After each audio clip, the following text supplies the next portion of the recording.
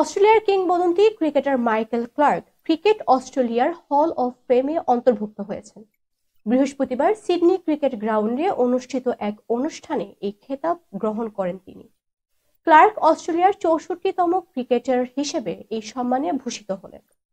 2015 সালে মাইকেল ক্লার্কের নেতৃত্বে Australia one day বিশ্বকাপের 5ম শিরোপা জিতেছিল। দীর্ঘ আন্তর্জাতিক ক্রিকেট ক্যারিয়ারে 115টি টেস্ট, 245টি ওয়ানডে এবং 34টি টি-20 ম্যাচে 17,000-এর বেশি রান করেছেন তিনি।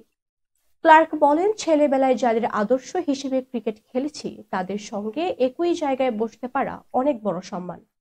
তিনি আরো বলেন, অবসর নেওয়ার পর ক্রিকেট আমার জীবনের অংশ হয়ে আছে।